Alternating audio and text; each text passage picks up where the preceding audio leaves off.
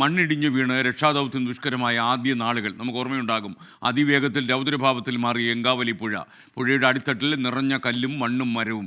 ഒട്ടേറെ പ്രതിസന്ധികൾ കടന്നാണ് ഷിരൂരിൽ ദിവസങ്ങളോളം തെരച്ചിൽ നടത്തിയത്. ഷിരൂർ ദൗത്യത്തിൻ്റെ നാൾവഴികളിലൂടെ നമ്മളൊന്ന് യാത്ര ചെയ്യുന്നു.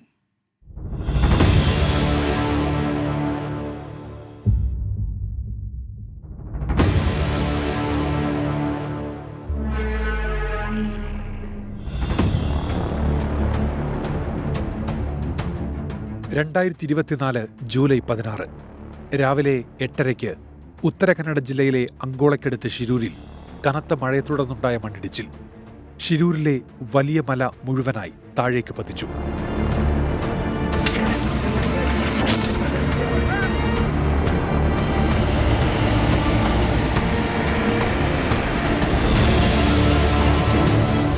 കോഴിക്കോട് കണ്ണാടിക്കൽ സ്വദേശി അർജുനെ ട്രക്കുമായി കാണാതായെന്ന് കുടുംബത്തിന്റെ പരാതി.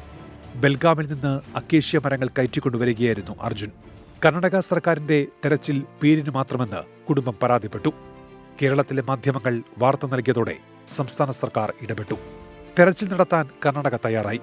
കർണാടക പോലീസും ദേശീയ ദുരന്ത നിവാരണ സേനയും ഫയർഫോഴ്സും തെരച്ചിൽ ഊർജിതമാക്കി. ജൂലൈ 19 നാവികസേനയും 20 റഡാർ സംഘവും എത്തി.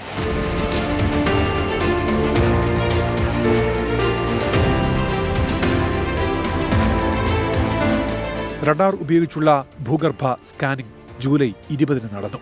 അർജുൻ ഉൾപ്പെടെ 3 പേർ കാണാമറയത്ത്. രക്ഷാപ്രവർത്തനത്തിന് ഇന്ത്യൻ സൈന്യം വേണമെന്ന് കുടുംബം ആവശ്യപ്പെട്ടു. ഇടപെടൽ ആവശ്യപ്പെട്ട് സുപ്രീം കോടതിയിൽ ഹർജി. കേരളത്തിൽ നിന്നുള്ള മന്ത്രിമാരുടെയും ജനപ്രതിനിധികളുടെയും സംഘം ഷിരൂരിൽ. കർണാടക മുഖ്യമന്ത്രി സിദ്ധരാമയ്യയും സ്ഥലം സന്ദർശിച്ചു.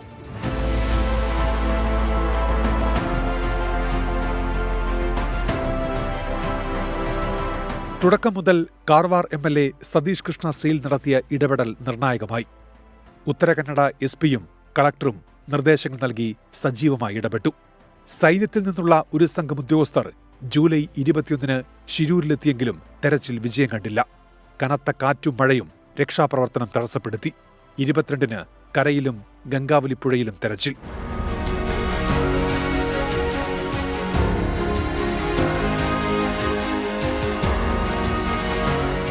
ഡീപ് സർജ് ഡിറ്റക്ടർ ഉപയോഗിച്ചുള്ള തെരച്ചിലിൽ ലോറി കരയിലില്ലെന്ന് കണ്ടെത്തി. ഐബോർഡ് സോണാർ സംവിധാനവും തെരച്ചിലിനെത്തിച്ചു.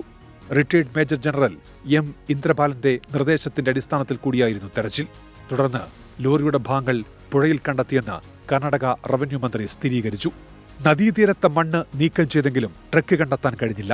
തീരത്ത് നിന്ന് 132 മീറ്റർ അകലെയാണ് ലോറിയെന്ന് ഡ്രോൺ പരിശോധനയിൽ കണ്ടെത്തി. സോണാർ പരിശോധനയിൽ ലോകഭാഗങ്ങൾ കണ്ടെത്തി.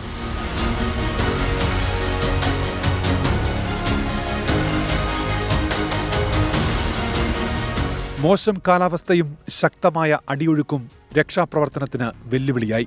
മുങ്ങൽ വിദഗ്ധൻ ഈശ്വർ മാൽപ്പയും സംഘവുമെത്തി 8 തവണ മുങ്ങിയെങ്കിലും ഒന്നും കണ്ടെത്താനായില്ല. 13-ാം ദിനവും തിരച്ചിൽ പരാജയപ്പെട്ടതോടെ കൂടുതൽ യന്ത്രങ്ങൾ വരുന്നതുവരെ പരിശോധന നിർത്തിവെക്കാൻ ജൂലൈ 28 കർണാടക സർക്കാർ തീരുമാനിച്ചു. ഒരാഴ്ച തിരച്ചിൽ നടന്നില്ല. തിരച്ചിൽ തുടരണമെന്ന് കർണാടക ഹൈക്കോടതി ഉത്തരവിട്ടെങ്കിലും കാലാവസ്ഥ പ്രതികൂലമെന്ന് സർക്കാർ അറിയിച്ചു. ഓഗസ്റ്റ് 14 തിരച്ചിൽ പുനരാരംഭിച്ചു.